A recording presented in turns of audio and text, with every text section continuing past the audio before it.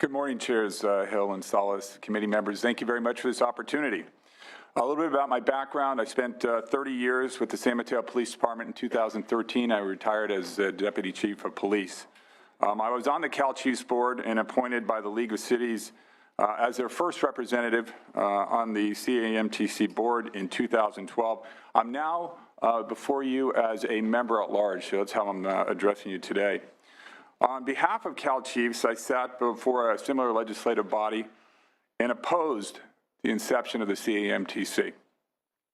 I thought the CAMTC would hurt local efforts to control the runaway illegal operations of many massage parlors.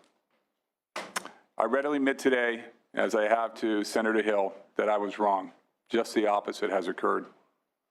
I'm currently the Deputy County Manager in San Mateo County, and as part of my many duties, I oversee the human trafficking efforts, anti-human trafficking efforts for the County Manager's Office.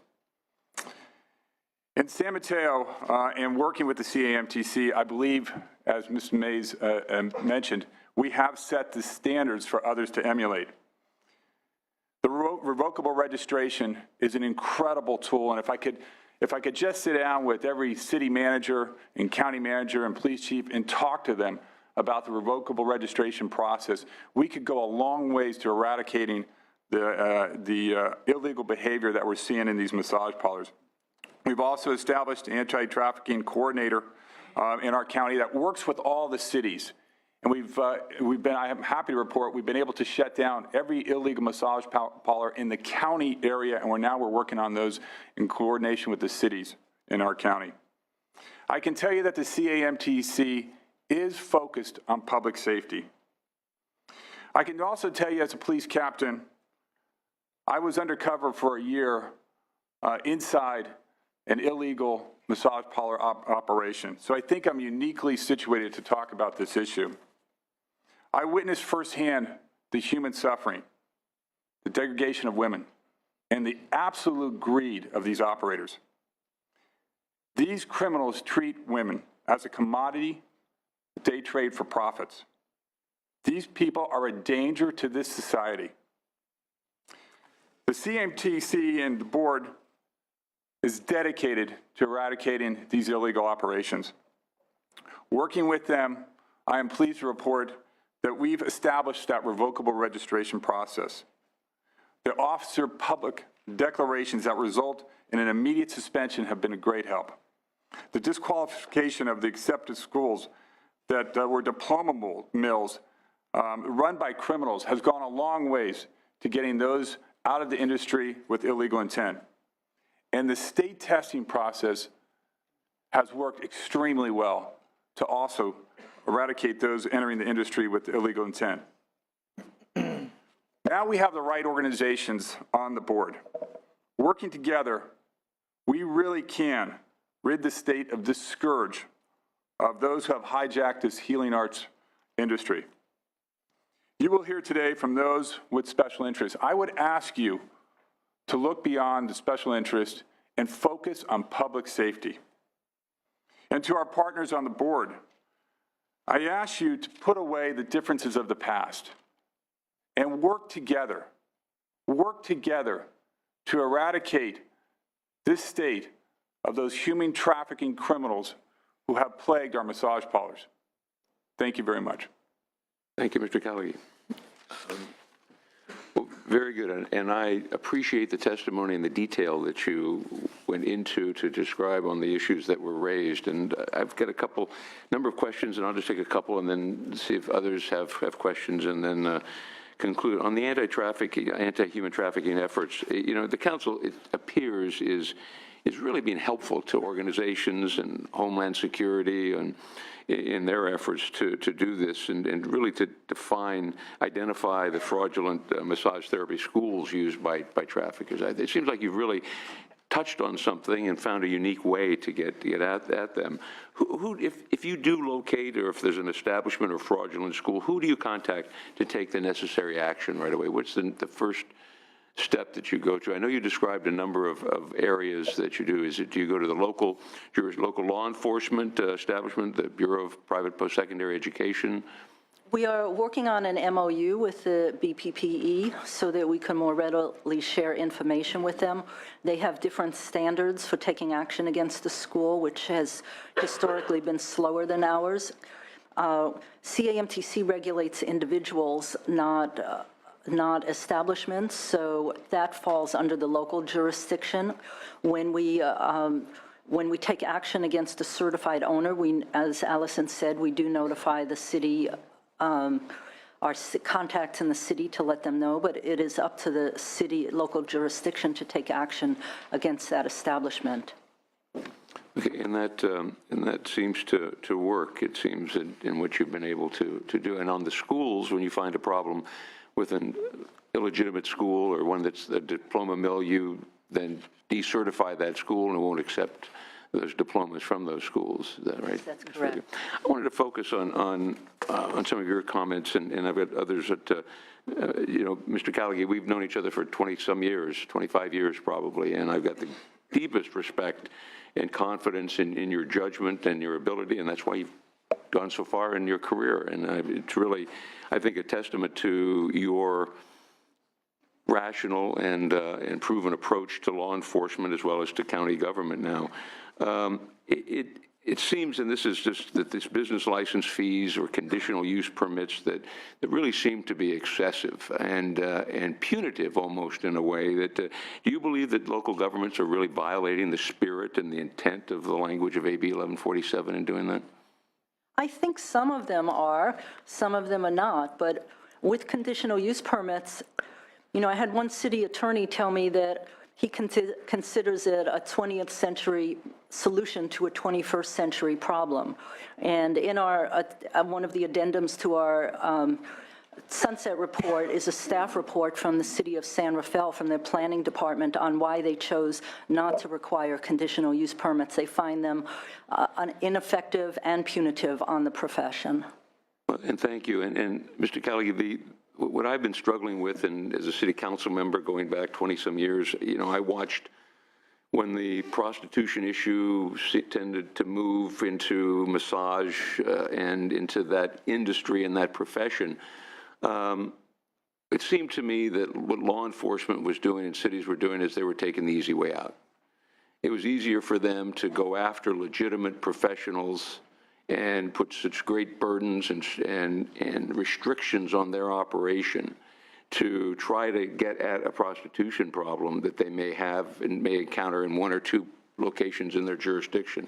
It was easier to go after this to kind of put the whole industry out of business in the profession, rather than going after the prostitution problem when they've identified. And as we know, it's not the penalty, and it's more expensive, it's more difficult to charge in that and to identify it with stings and all the other operations. And so my impression has always been, and so correct me if I'm wrong, I mean, maybe I'm missing something, that seems to be what we're still seeing when there is a vehicle available through the council to identify, to restrict, to limit, and to not allow those illegitimate massage therapists to practice anywhere in California, that they're not moving in that direction and not looking at that as an alternative to the restrictions that we've seen in the past and still see in many jurisdictions. Yeah, let me say that start by saying that the vast majority of massage businesses are legitimate. And that this industry has been hijacked by a small fraction of those criminals who use human trafficking as a tool for their profits.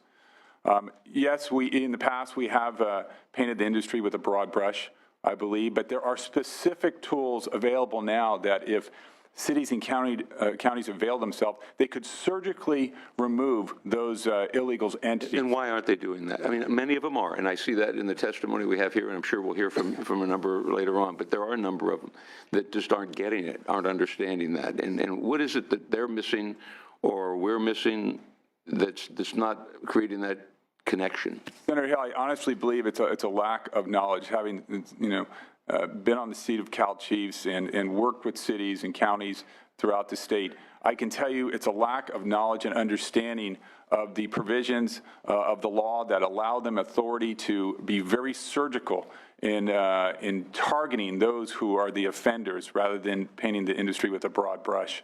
And that's why the CAMTC organization has done a very good job, I think, of getting around the state, trying to work with the police chiefs, trying to make people understand it. It just still frustrates me when I go places and there's a lack of understanding of the law, a lack of understanding of the tools available to the cities and counties to surgically go after these illegal operations while leaving the vast, vast majority of the legal operations intact.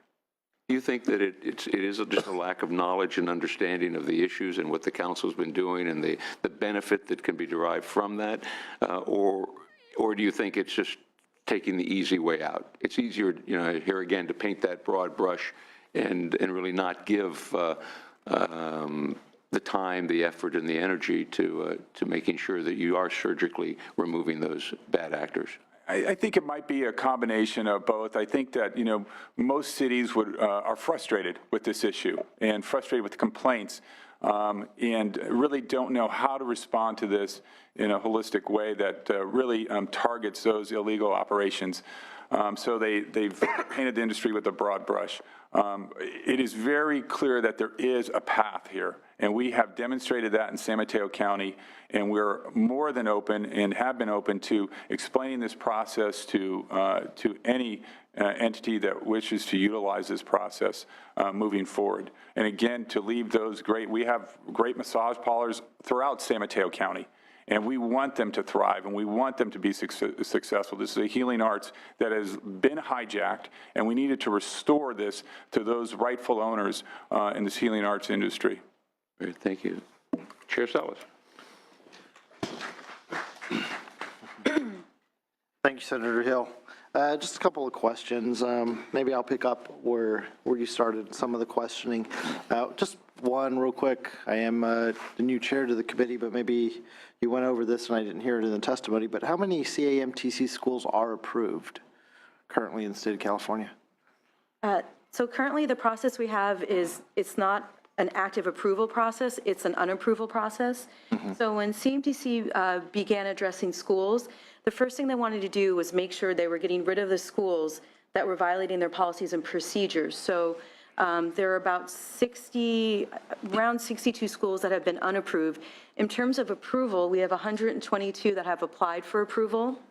No one has been officially approved yet. That will happen right around the date of July 1 of 2016. 2016, okay. Yeah, I just wanted to follow up because I thought I had saw a past hearing. I used to be a staffer in the building previously, but I thought I had saw a past hearing where we had talked about the board maybe moving from the disapproval process to an approval process, and just wanted to make sure we were still on that path. First off, and then I had heard about, when we were talking about the schools as well, I think it was Ms. Siegel that mentioned why don't the fee cap? Why shouldn't there be a cap on the fees?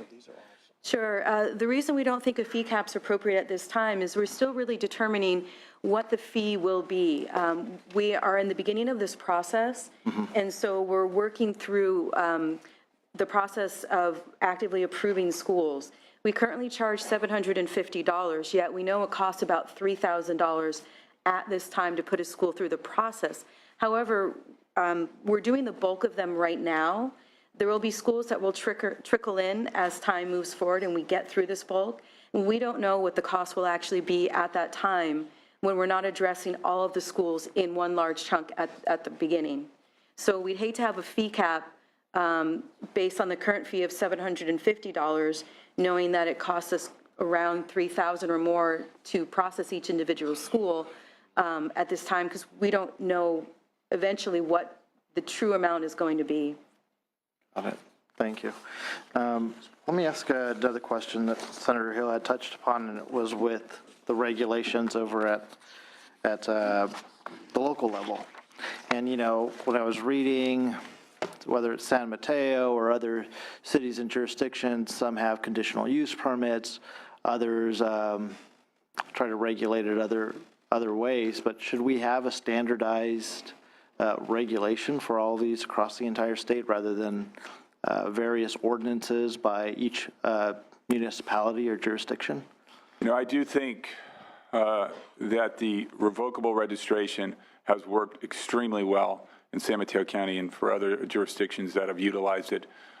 It really is a one strike and you're out, and it really targets those organizations that are operating illegally. It takes the financial incentive out of establishing those illegal operations, because they run the risk of having law enforcement go in and see one illegal activity, someone engaged in the act of prostitution, and it results in the automatic shutdown of that business. It really targets those who are operating illegally, and I believe that has worked extremely well for us. Like I said, we've been able to, using that format, using that policy, been able to put every illegal operation out of business while allowing those legitimate operations to thrive.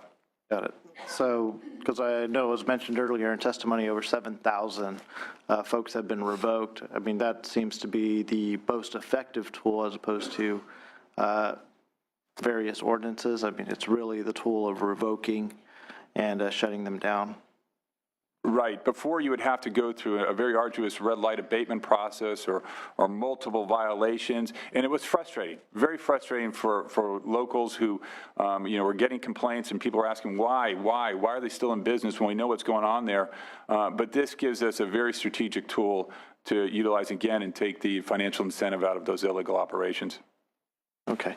And so just following up on this, because I know in the city of San Francisco, they had talked about a need for improved response times. So what is kind of the time frame here in order to revoke or shut down an illicit business? Well, if they would adopt the revocable registration process, which I don't believe they have, it's immediate. I mean, but they have got to avail themselves of the tools that are out there and that are being utilized and that are being successful. This is something that is used very surgically and very strategically, but they've got to take action to adopt that and then utilize it. Got it. Thank you. And thank you, Mr. Dodd. You have a question? I just have additional questions, No, go ahead. unless you wanted to follow up. No, well, no, I did actually. The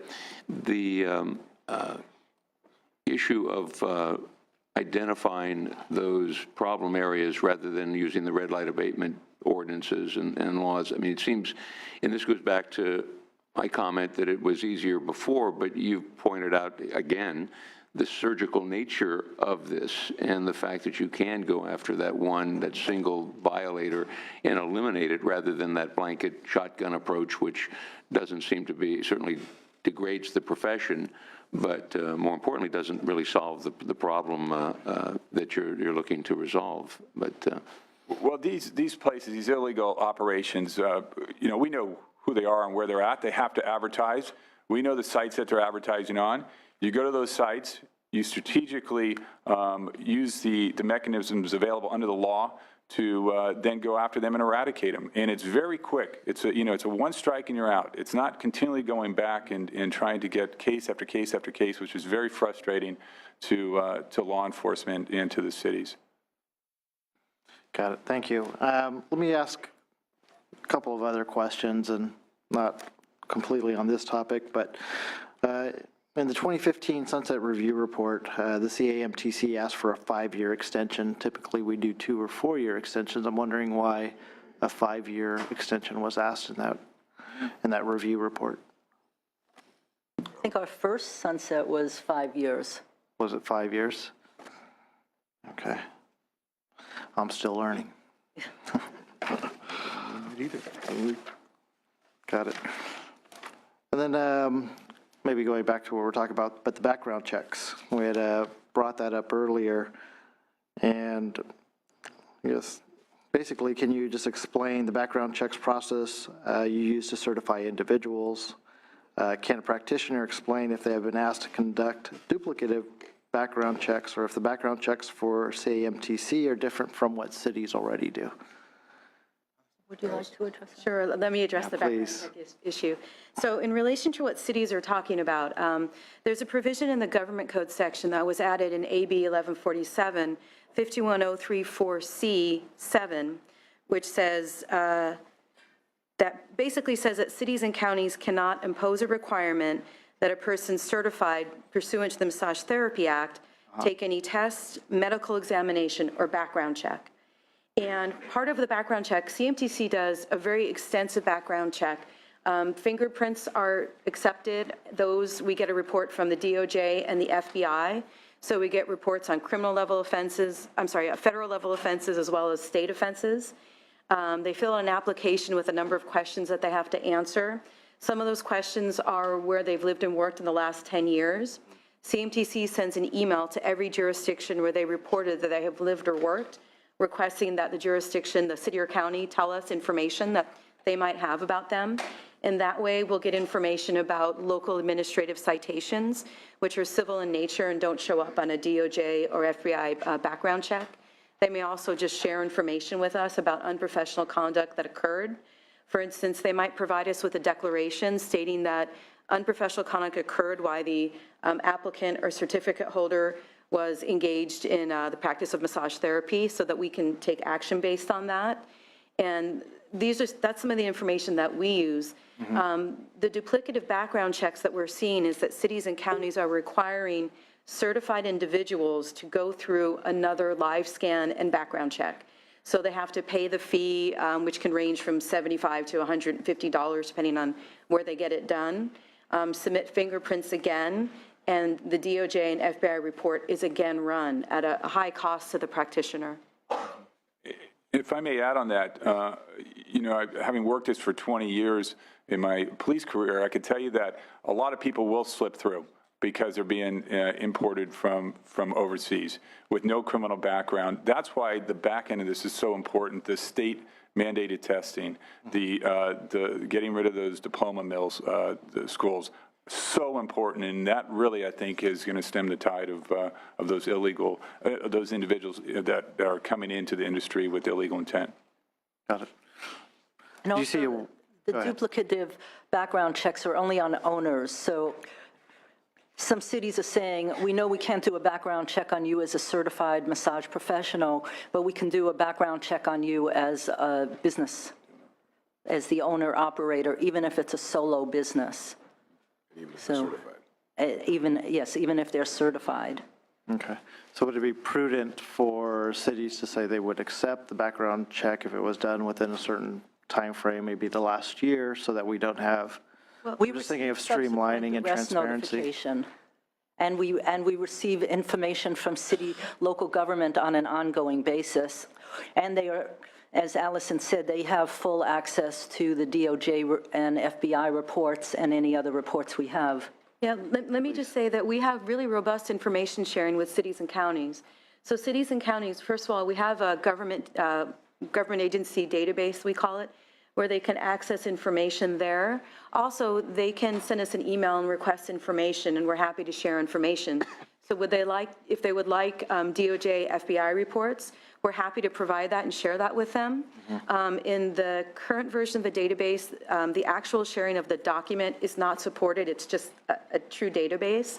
But they can call us and get that information. We have a new database that should also be going into effect sometime around July 1st of 2016. And with that database, it's a relational database where they will have access to documents. So they would be able to go to the database, click on a link, and pull up the DOJ or FBI report on their own. Got it. Thank you. Let me add just one more question. And CAMTC's 2015 Sunset Review Report included a resolution that the Board of Directors adopted in 2014, which stated that the CAMTC Board of Directors views any action by a sitting director that publicly opposes a position already taken by the CAMTC Board as a violation of the duty of loyalty and as a valid reason for immediate removal from the CAMTC. Basically, can you explain why this resolution was necessary and if the board has ever voted off a member of the board? Chair Salas, corporate board members absolutely do have a duty of loyalty. In 2014, the league's appointee voted in favor of the resolution on duty of loyalty. As the league's own manual for the board of directors of the league states, once the board has a position on an issue, the board must speak with one voice. Directors should not speak or work against the actions of the board. In fact, we like that language so much, we adopted that very language, substituting CMTC's name, to our own board packet that goes out to new members. Well, that we took it directly from this board manual of League of California Cities. CMTC's policy is the same. The board members are free to have opposing views and voice those openly during debate on an issue, and our debate is sometimes quite robust, always respectful, as stated in the resolution. But once a decision is made by the board members should not be publicly taking positions adverse to that of the board. Okay. So I see the strength and unity. And to other part of your question, we've Yes. never removed a a board member for any reason in our 7 years. All right. Thank you. Senator Hill.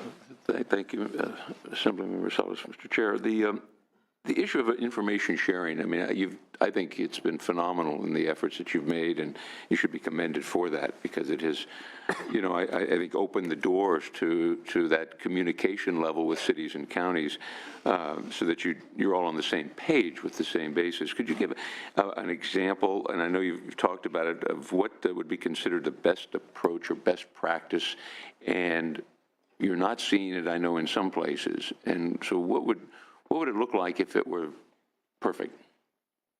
I really think that, from my perspective, really adopting that revocable registration, and we're happy to work with any city, county on that, showing that, you know, our model has worked, and that we, you know, it has been successful. It is surgical. It allows those legitimate businesses to flourish while you target those criminal businesses. And also that, you know, there is a certification process that does work, and that it really doesn't need any changes. I see it right now. I think all the tools are in place. We have the right members on the board. We just need to work together, come together as a body, and really focus on public safety. Very good, thank you. Any other questions? No, I just, on the issue of the 5 years, Rep. Senator Hill, Chairman Hill, and myself will probably get together. I know we're trying to have some consistency with the sunset extensions, and whether we decide that's 4 years or 5 years or 2 years, that'll be another discussion. So thank you. Very good, thank you. So at this, you know, I'd like to, maybe you could kind of sit down for a little bit, and then you may be asked to come back and respond. But I'd like to invite organizations or groups and individuals who may have concerns or issues with the council. If you could address the committee, it would be great. I know we have letters of concern from the League of California Cities, the San Francisco Department of Public Health, and the Associated Bodywork and Massage Professionals. So if you'd like to come forward and